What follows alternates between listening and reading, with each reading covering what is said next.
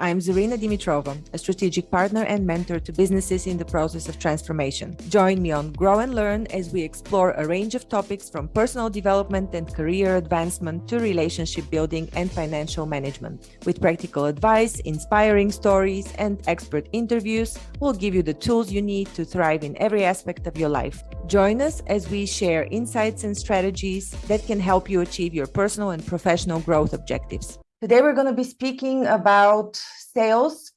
Oh, and you can hear the exhale, sales. Like most people don't really like sales, or especially people that are solopreneurs or small businesses and they have to do sales themselves and provision of services themselves.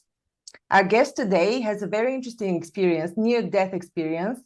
He was in coma for more than 30 days, and out of this experience and the heightened perception that he had during his stay in coma, he was able to draw in very valuable insights onto how human energy works when it comes to interacting with others and sales. But I'm going to let him speak because he's able to explain it much better than I am. I'm welcoming Craig Andrews.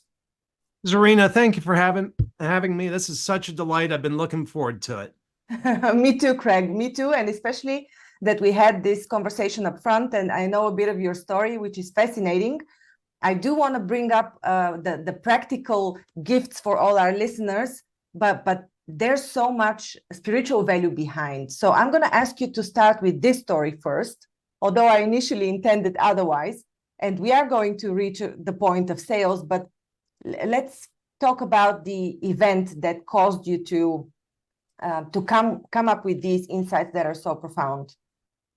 Yeah, so I got COVID in summer of 2021, and August 10th, I reached the point where I just had to go to the hospital. I was having trouble breathing, and they put me on oxygen, and I worked hard for 11 days to keep my oxygen level up to a level that made them feel comfortable. And it was hard work, but I was doing it. And on the 21st day, they gave me a big shot of morphine that all of a sudden I quit working. And they had to call my wife in the middle of the night and get her permission to put me on the ventilator. And so, but at the same time, they said, your husband's going to die. And for basically 6 weeks, I went into a coma. And it was kind of interesting. When I woke up, I had all these dreams while I was in the coma. These dreams were actually my reality. They were what I believed to be true about the world. And when I woke up, I noticed a couple things. One was my trust in the doctors had plummeted. My trust in the doctors had fallen through the floor. Well, if they've given you an overdose of morphine, I can totally understand. Well, and unfortunately, it wasn't just that. It turns out, and for those who are wondering, when folks are in comas, be careful what you say around them. They hear more than you think.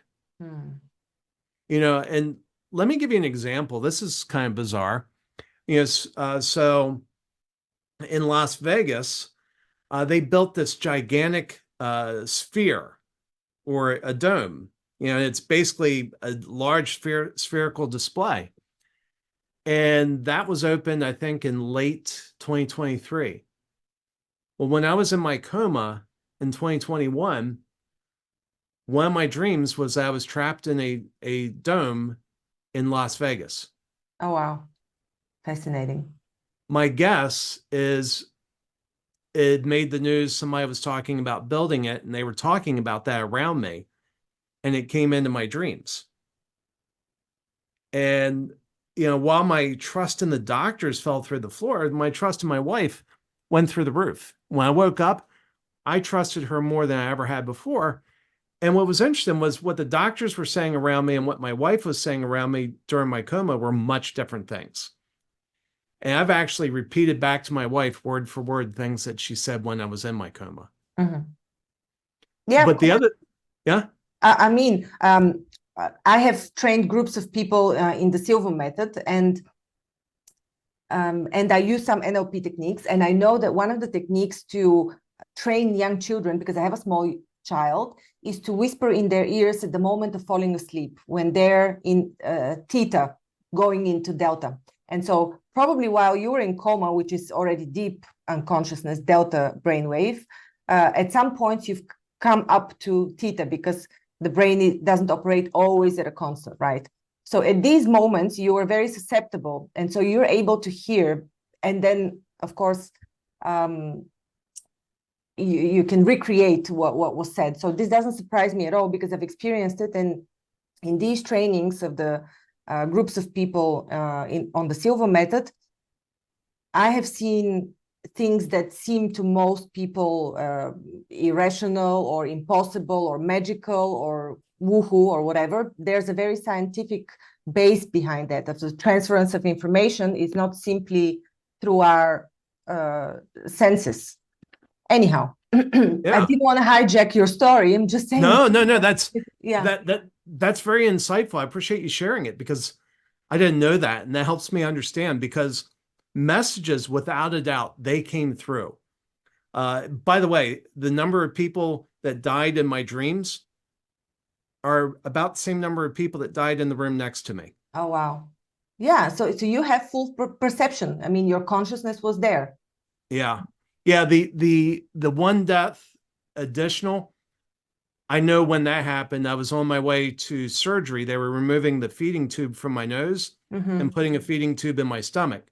And the reason I know that particular dream, I was up in the mountains and I was down in a valley in between the mountains in an old village, and the patriarch of the village died, and he had to be taken out of the valley up the hill, and I was attached to him through a cable going through my nose. Oh. So I have this cable being drugged through my nose as I go up the hill next to this dead man. Well, it turns out there was a day I had to go into surgery where they took my feeding tube out of my nose, which probably felt like a cable being pulled through my nose. And so I'm guessing when they were taking me to surgery, or I passed somebody that they were talking about somebody who just died, or in surgery, they were talking about somebody who just died. Yeah, just to comment on that, because our subconsciousness communicates with allegories, with archetypes, with pictures. And that's why in our dreams, not only during coma, but in our normal dreams, we communicate with the field of consciousness through these archetypal and allegorical, like different stories that we attach to a certain meaning. It doesn't mean that anything like this happened. A lot of people search for the meaning in a dream in the wrong place. You actually have to search for the archetype of what you're dreaming and not for the story itself. Interesting. Yeah, and that's exactly what you explained. The allegory is the connection of you to the person of the village. Yeah. Yeah. That's fascinating. I appreciate you sharing that. But yeah, so the dreams were reflecting all sorts of things from reality. But for me during that coma, that was my reality. Yeah. And so when I woke up, I had the most stupid argument with my wife that I've ever had. And anybody that's been married has had a stupid argument with their spouse. But this is more stupid than all those. So I'm in the hospital, and I tell my wife, I said, I want to go home. She said, you can't go home. You can't walk. I said, I can too walk. She said, no, you can't. You can't walk. It's like, I can walk. And as a matter of fact, I've been up several times. She's like, you're in a hospital bed. You haven't gotten out of this bed. You can't walk. She never convinced me. I never convinced her. Now, the facts were overwhelming. You know, all the evidence was, no, I couldn't walk. I'm laying in a hospital bed. I'm not strong enough even to lift my own arms. I'm not strong enough to lift my own legs. And there's a giant tube coming out of my throat. But I was convinced that I could walk, and there was nothing she could tell me that would prove me wrong. And so we look at that, and that's a broken belief system. And, you know, if we think about it, I bet you've had conversations with prospects where you're working with a client and you tell them, here's the way things are. And they say, no, this is not the way they are. And you're like, can't you see the obvious? And all the facts are on your side, but you still can't persuade them. And so it's really interesting that, going through this experience, it gave me a perspective on how we try to convince people with facts and figures. We try to present the evidence, and we think once we present enough evidence, they will see it. Yeah. They will see it. Mm-hmm.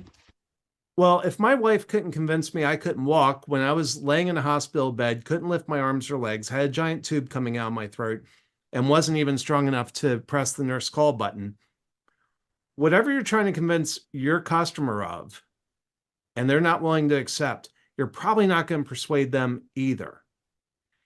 They have a broken belief system just like I did.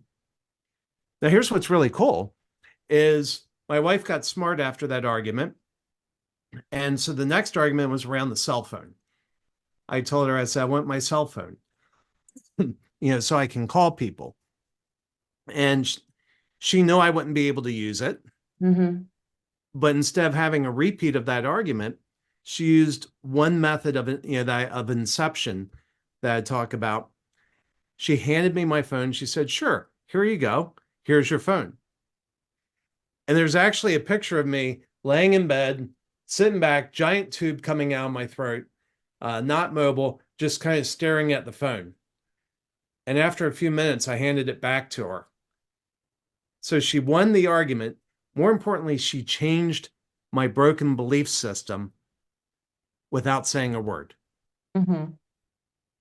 And the method of inception she used in that case was she became my cheerleader for my hopes and enabled me to try to do what I wanted to do so I could discover on my own, oh, wait a minute, this is harder than I thought it was when I originally asked. Yeah. Okay. So tell us a bit about, because you mentioned already the inception method, and tell us a bit about like what you do, where your company is located, and you yourself, and a bit about this method. How was it developed, and did you practice it before your hospitalization or after? Yeah. So what I do, I'm a marketing consultant and fractional CMO, Chief Marketing Officer. And I basically help people grow their businesses. And the people that I typically work with have high ticket offers with long sales cycles that require a high level of trust. And I'm good at my craft, but what I'm not good at is sales. I'm a marketer. I'm not a salesperson. And I was having problems getting business, and it was having an impact on my life. It was having an impact on my marriage. And so I had to change something. And it hit me at one point that the best sales pitch can't overcome a bad offer, but a great offer can overcome even the worst sales pitch. And so I thought, you know what? We're going to make an offer that's sort of like a mini project that helps them solve a problem. It has a few things to it. And we're going to sell them that. And we're going to structure it in a way that if you put it in front of a qualified buyer, they're going to say yes. And so I started working on that originally in 2017. And it took about 18 months for me to start getting something working. It looks easy at first. Mm-hmm. And we have models. I'm sure there's some examples in Europe. In the US, one of the examples that we have is there was a company called Columbia House Records that had a deal where if you join their record club, they will give you your first 13 albums for a penny. Mm-hmm. So if you're the type of person that wants to build a record collection back when records were popular the first time, mm-hmm. for one penny, they'll get you 13 steps closer to your goal. And so that was kind of my model. Well, it turns out when you're selling a complex service, that type of offer doesn't work. It has to be a complex offer. But that's what I did, to just start putting food on the table. And so I had it in work before I went in the hospital.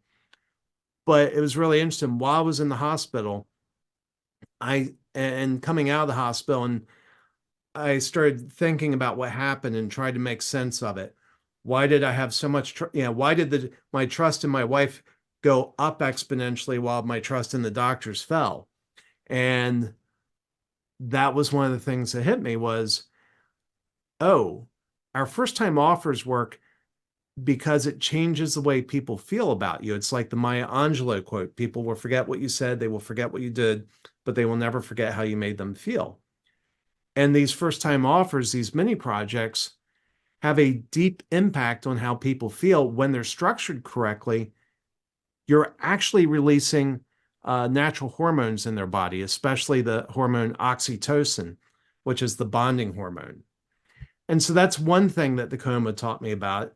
The other thing is the foolishness of trying to argue with somebody when they have a broken belief system.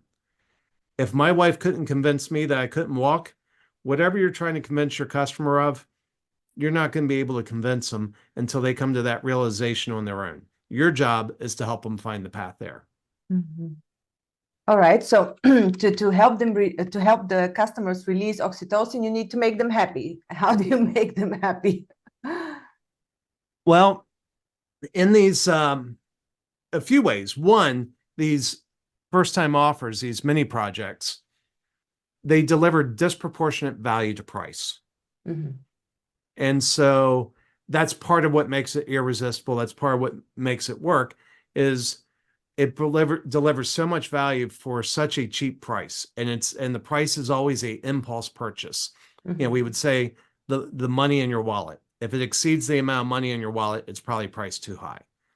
In the B2B setting, if somebody has to ask permission to spend the money, it's priced too high. Mm-hmm. If somebody will ever be held accountable for how that money is spent, it's priced too high. And so the first place that you make them happy, the first place you delight them, is by deliver disproportionate value to price. And so they just feel good because you gave them a great value. The other reason they feel good, and this is a very important one, is of the deliverables, and there should be a minimum of 4, maximum of 5, at least one of the deliverables helps them solve a problem in their life.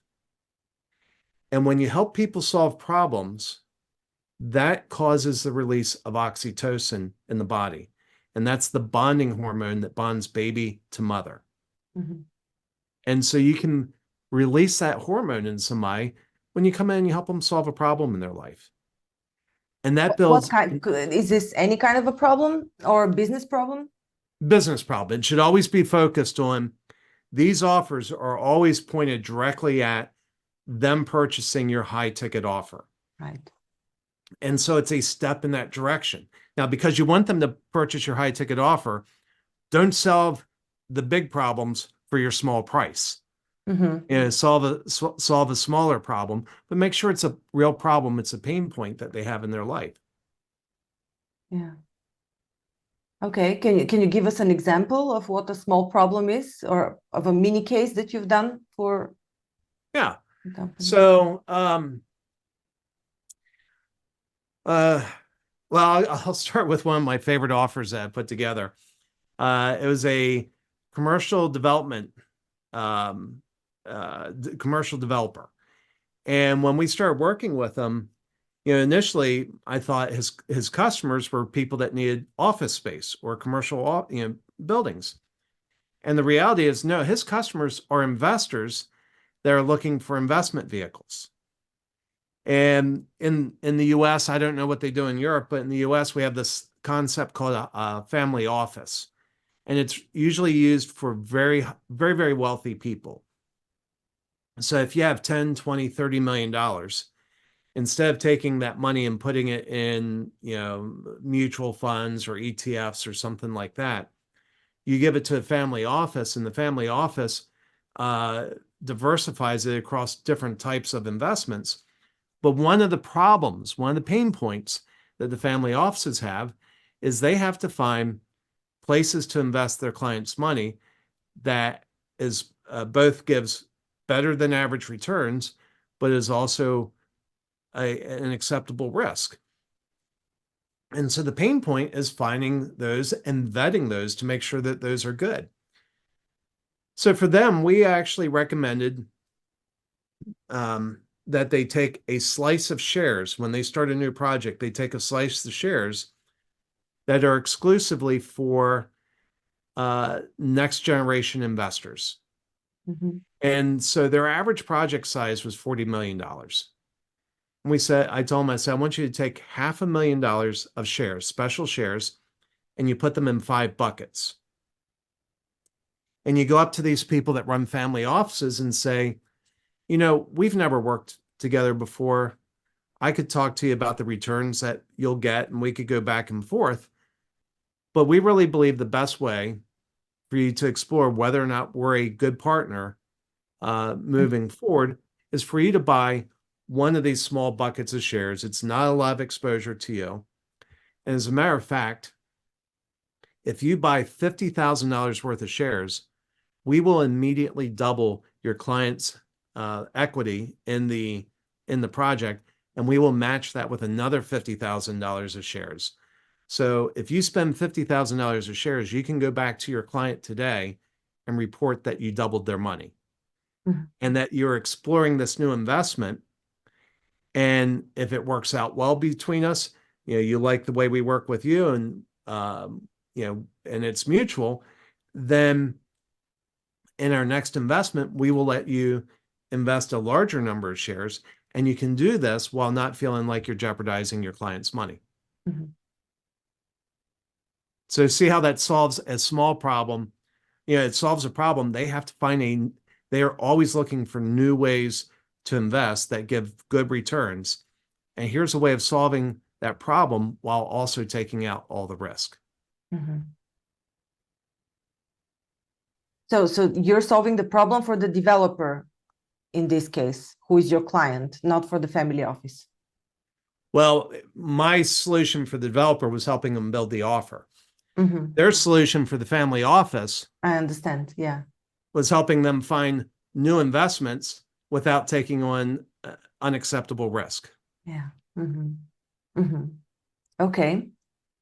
So if we would break down the process of this offer, what would it look like?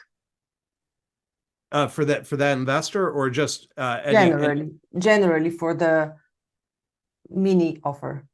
Yeah. So the first thing we mentioned already is it's an impulse purchase. That means coins in the cushion of the couch, money in the wallet, or the B2B equivalent of that. Yeah.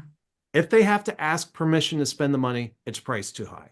Mm-hmm. If somebody will ever hold them accountable for how it's spent, it's priced too high.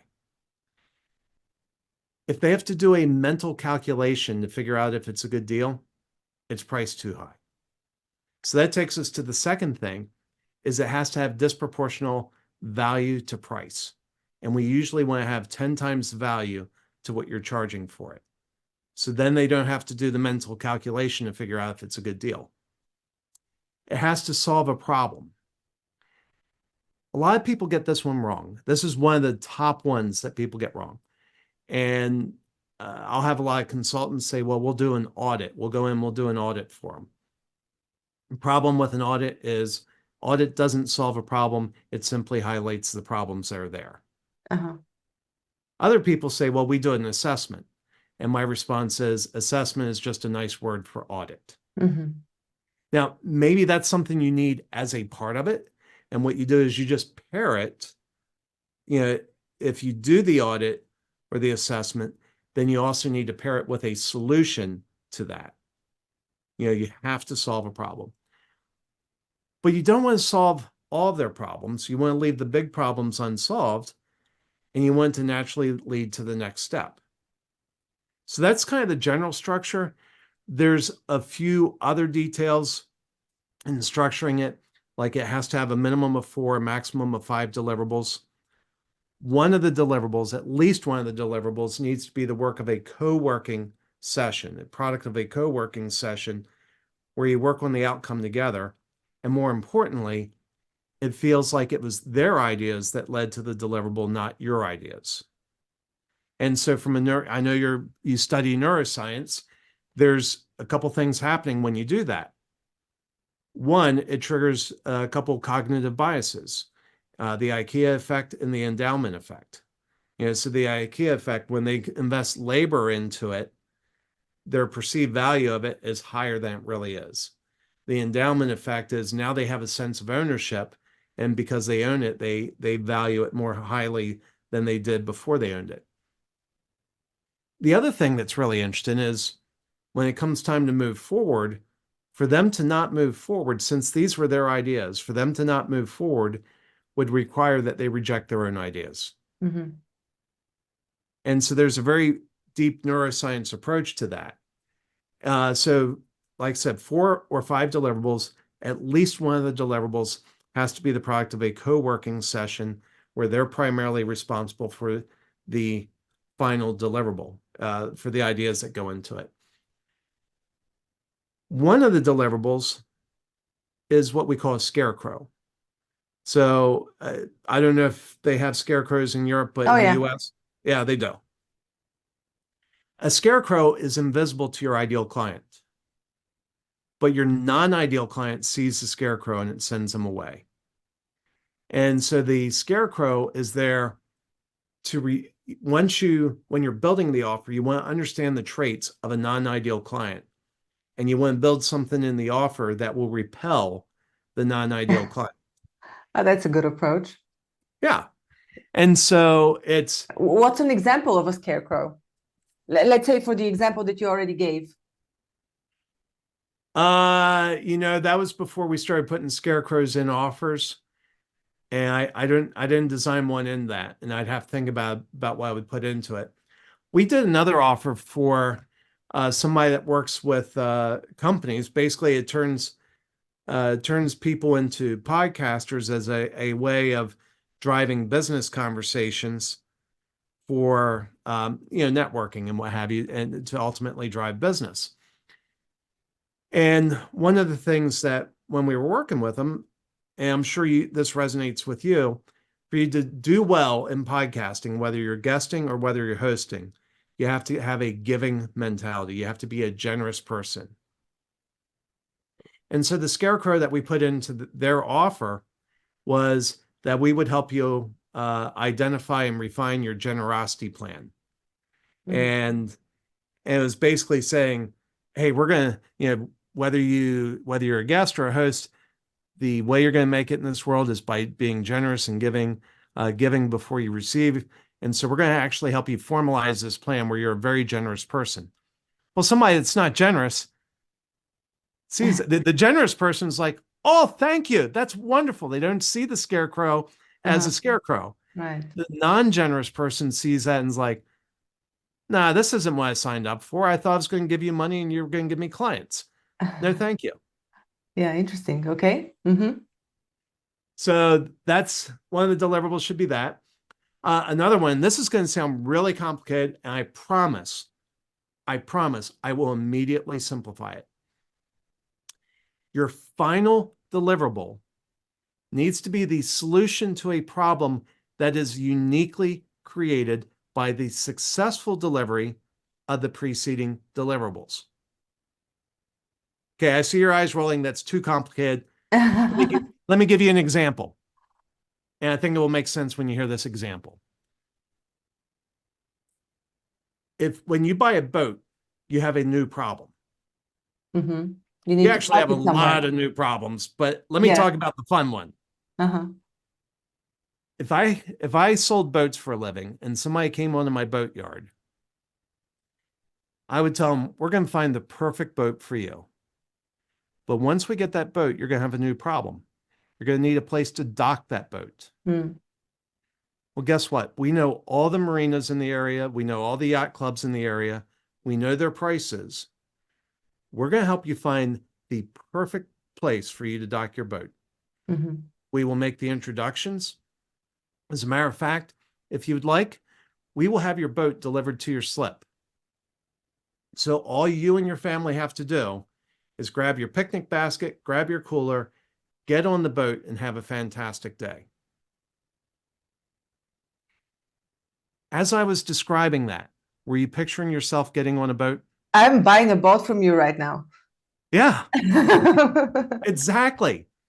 What I did was I shifted your mindset from the perspective of considering buying a boat to how you're going to enjoy the boat. I gave you a picture of what enjoying the boat looks like, and I promise to help you solve the next problem that gets you to the enjoyment of the boat. And so the first answer, that's the technical answer. That's the one that we have to put in textbooks of it solves a problem that's uniquely created by the successful delivery of the preceding deliverables. But what that looks like is, in practice, is the boat example. I'm helping you solve the problem. What confused me was the preceding deliverables, but these are actually the deliverables of the final project that you of the mini project. Right. Of the mini project. Of the mini project. So what would be the big project of the boat sale then? Well, yeah, so that's that. Yeah. I guess that's where my example falls. Okay, got it. Okay. But it's more illustrating that the reason I use that as an example is it shows the power of moving somebody's mindset from considering buying a boat to actually picturing themselves being on the boat. Yeah. And that's the effect that final deliverable does. Is it puts them in a mindset of starting to picture what success looks like. Yeah. And so from a marketing standpoint, let me just answer this from our world.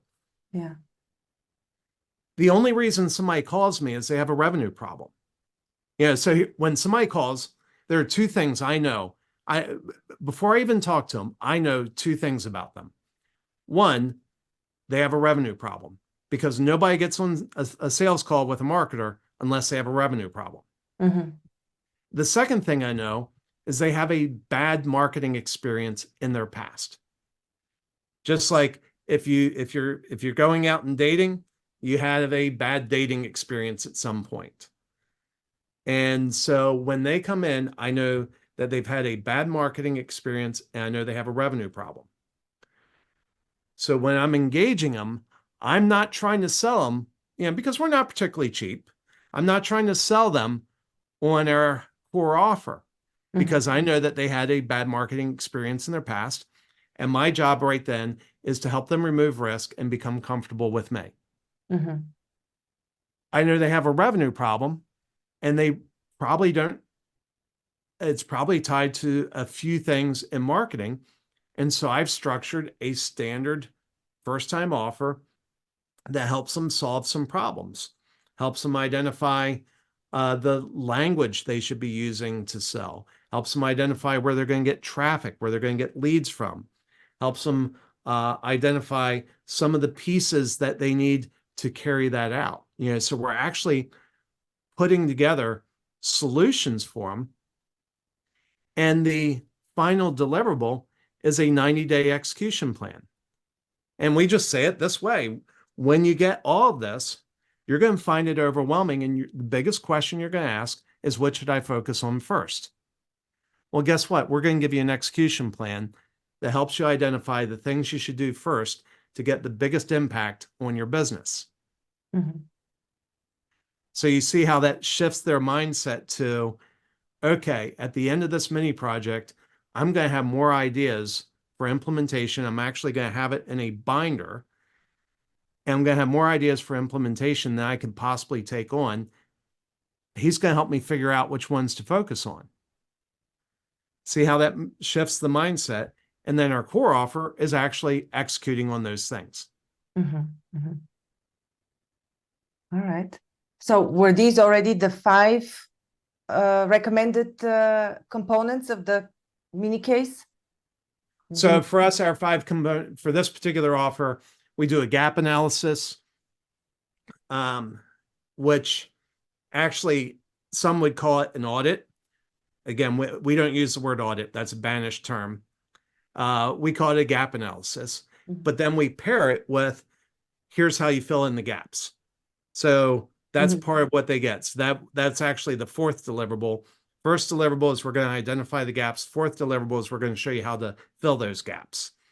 The second deliverable is we're going to help you find the language to communicate to people that communicates the transformation that you bring to their lives. And it's that transformation language that's going to do the most to move your business. The third deliverable is we're going to tell you what channels you're going to find your leads through. And then the final deliverable is we're going to give you a plan to help you prioritize how you execute on those things. Mm-hmm. Does it pay off? It seems to me a bit like the projects they have for houses, like a construction, a company comes and they offer you a project that only they can execute or something like that. What is the success rate with this methodology? Sales success rate. So, yep. Yeah. So roughly 50% of the people that we present our first time offer to buy it. Mm-hmm. And we actually don't want to increase that, because if you're getting a good diversity of leads through your business, some of those leads that are coming through are either going to be bad clients or unqualified. Mm-hmm. And so the first time offer is actually a filter also to help filter out people who are what we call in the US tire kickers. They're not serious. They're happy to waste a lot of your time gathering information while not actually paying for anything. Mm-hmm. It filters out them. It filters out people who, sometimes we have people that come through and their boss told them they had to get 3 proposals. And so they call us. They've already made their decision who they're going to use. Yeah. But they want us to put together a proposal to fulfill the needs of their boss. It filters out them. It filters out people who are pretending to have more authority or more money than they have. Mm-hmm. It just filters out all sorts of people. So 50% of the people that we present the first time offer to buy it. And we have no goal to increase that higher. As a matter of fact, I've seen there's one period of time where it crept higher and started making me nervous. And then sure enough, the back end conversion rate was falling, because what happened, we had a referral source that was priming our leads. Mm-hmm. He would say, hey, when you call Craig, he's going to offer a mini project. Mm-hmm. Whatever you say yes to that, because if you don't say yes, he won't work with you. Mm-hmm. And so we had people saying yes that should have said no. Then on the back What I end, meant is, what is the conversion after the mini case? 80%. 80. Mm-hmm. That's impressive. Yeah. Yeah. And here's the other thing it does. So if you're a consultant, think about this. A lot of consultants will spend 10, 15, 20 hours pursuing a prospect. If it's a really high ticket, they'll spend even more. We spend 1 hour on the discovery call, and at the end of the discovery call, we offer this offer. And for those that say yes, in the process of delivering this mini project, we invest another 5 hours. So altogether, we're at 6 hours with an 80% closing rate. Mm-hmm. The first half that don't move forward, we've only invested 1 hour into that. Mm-hmm. We're not investing the 5, 10, 20 hours, to work that prospect, figure out if they're qualified, what have you. We come to a nice, clean decision at the end of 1 hour, and we use that time, that remaining time, to go serve other clients or to work on some aspect of our business. Mm-hmm. And you actually wrote a book also on this approach. Can you show us and tell us? Yeah, so Mm-hmm. that book is titled Make Sales Magical. Mm-hmm. You can buy it on Amazon and pretty much any country that has Amazon. And it's a quick read. It's probably about 2 hours. At the advice of one of my mentors, he said, Craig, keep it around 20,000 words. I think it's 22,000 words, but it's a quick read, and it breaks it down and shows you some of the examples. At the beginning of the call, we talked about methods of inception, how to change people's belief systems. We talk about 3 different methods of changing people's belief systems, that once they come to that truth on their own, that's a truth that they will hold on to. You don't have to persuade them. You don't have to worry about them slipping away. Mm-hmm. That is their truth, and they cleave to it. Okay. Fantastic. Very insightful. And you also wrote another book co-authored with your wife, which is a bit different than the first one. Yes, this is titled Hope That Won't Die. It's also on Amazon. And my wife and I wrote that about our journey through COVID. It's in 3 sections. Section 1 is Craig's journey. I tell the story up until they shot me full of morphine and it was lights out. Section 2 is Karen's journey. She steps back a few days to the day I walked into the hospital and tells the story all the way until I leave the hospital. And the 3rd section is lessons from the journey. And my hope is, regardless of what people believe, and I'm sure you have a diversity of listeners, my hope is that we could at least agree that some things were done wrong and that we should learn. COVID was a huge impact on the world, left a big mark. Right. And there's a few lessons I think we need to learn Oh, from yeah. that. And so section 3 is lessons from the journey. Lessons, personal lessons, or lessons about the system and about the way things work in the world? Yeah, more the latter, way things work in the world. And there were some, it's interesting, and this could be a whole nother discussion, a whole nother podcast. But there are some lessons we seem doomed to learn again and again and again. And unfortunately, some of the lessons that we hopefully relearn from the last 4 years were lessons that we should have learned 80 years ago. We actually... What are some examples? What do you mean by that? What happened 80 years ago? So 1947, a very important document was created called the Nuremberg Code. Yeah. And it said there are certain things you should never do, even if it makes sense. And we crossed the line.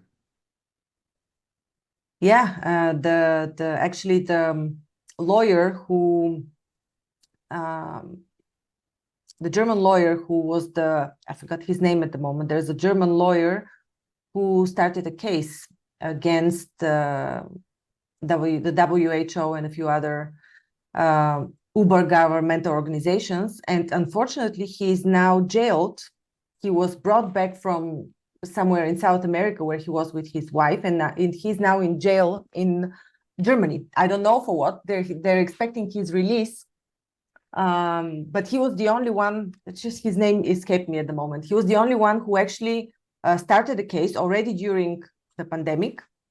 I think in 2021. He's a very famous lawyer. He had won the case against Volkswagen that had produced some very harmful exhaust on one of their models. Wow. Yeah. And sadly, that's what we've done. The people who cried out and said, wait a minute, we're violating some ethical standards. Instead of thanking them for raising the flag, we've ruined their lives. And whatever, and again, I'm sure there's a diversity of thoughts and beliefs of people listening, but we build ethical guidelines for a reason.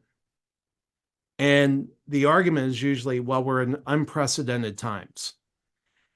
I've got news. It's for the unprecedented times that we create these ethical guidelines. Right.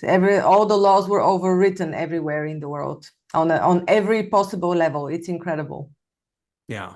And the reality is, different thought. But if you ever hear somebody say, this is unprecedented, therefore we must do blank. Whatever that is that we must do. First off, no, it's not unprecedented. There's some event in history that resembles it close enough to know that, no, this is not unprecedented. And what will ultimately happen is society will eventually regret agreeing to doing whatever they did because it was an unprecedented time. If you look at any time that's the case, that's how it always works out. And and the fact is, we've written laws, we've built ethical standards over time to protect our behavior during the unprecedented times, or the times that we say is unprecedented. And And so that's the And yet these moments are always used to overwrite laws and to change even things in the constitutions. yeah. Yeah. And it's done out of fear. It's Mm. done out of fear. Fear is a powerful motivator. Yeah. But unfortunately, it's done for the wrong reason. I recalled the name of the German lawyer. His name is Rainer Füllmich. Füllmich. Yeah. Yeah. Mm-hmm. What a shame. Mm. Yeah, he's gonna be out, but he had the case submitted in the High Canadian Court, in the International Court in The Hague, yeah, and a few other places. Yeah. So before we finish, Craig, I wanted to show something that this episode has been sponsored by this magic drink. It is magic, actually. Magic Mind Drink. It's for people who are struggling with mental productivity. And as you know, I also have the other channel, Heal and Learn, where I talk a bit more about health, mental health, mind control, your own mind control. So this will help you tremendously if you want to put yourself in a flow state, if you want to have access to these alpha levels that you need for creativity. Let me tell you a bit what's in it. It's all organic teas. There's organic matcha, green tea, organic agave, passion fruit, natural vanilla, red beet. So it's all organic things. And I've had these. So I received a pack of 15 first, like this one. And I had it all. And I enjoyed it so much and I felt tremendous. And then the pack finished. So I ordered the new one, but it took a while because the customs in Austria stopped the package. So while I was waiting, I was actually, I felt the difference. It's not like there's an abstinence, like if you're on a drug or like almost addicted to coffee. It's not like that. But I did feel the ease was not there as it was during the day. Like my day was really flowing. I'm not kidding you. This is not because, like, don't think that I'm doing this because of the sponsoring. I really enjoy that. Actually, the drink it tastes good, it's mild, and it does put me in the flow. It makes me happy. So if anybody wants to give it a try, and moreover, get rid of too much excessive drinking of coffee, which is what I used to do, I recommend it. I have a discount code, which I'll also put below. All right, Craig. Thank you for waiting for this for me to finish this pitch about Magic Mind. No, it sounds fascinating. I hope people get it. Yeah, I do enjoy it. It boosts energy, crush procrastination, elevate mental clarity. I mean, of course, these are marketing lines, but from my experience, it really does put me at ease. And I am usually, I do meditations, not super regularly, but I'm mindful. I don't overexert myself. And yet I did feel the difference. There's a huge difference when your body is also at ease. Excellent. Yeah, it sounds good. Yeah. All right. Craig, you sent me a link, which I will put below. What can people find on this link? It's just a contact form where people can contact you, or what is it? It's two things. One is a guide to how to build first-time offers. So it took me a long time to figure out this process, made many mistakes. And so if somebody's interested in building their own, this will help them avoid some of the mistakes that I made.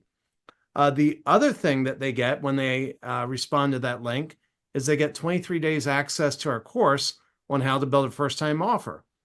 And the reason we limit it to 23 days is we study human behavior, and we know that if we give you unlimited access, you'll sign up, but you'll never take the course, and your life will not be changed.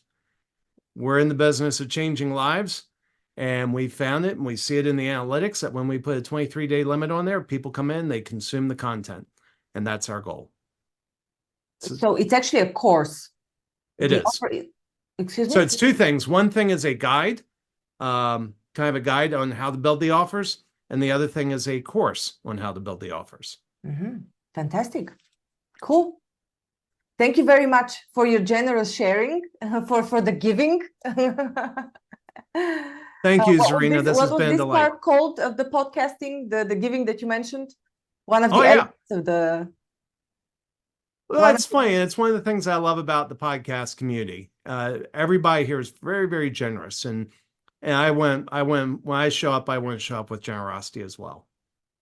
Fantastic. All the best, and I'll put the link below to your link. I enjoyed this conversation thoroughly, all aspects of it, the business aspects, the insights on neurology. Thank you. Zarina, thank you very much. Thank you for listening to Grow and Learn. We hope that you found our podcast informative, engaging, and inspiring.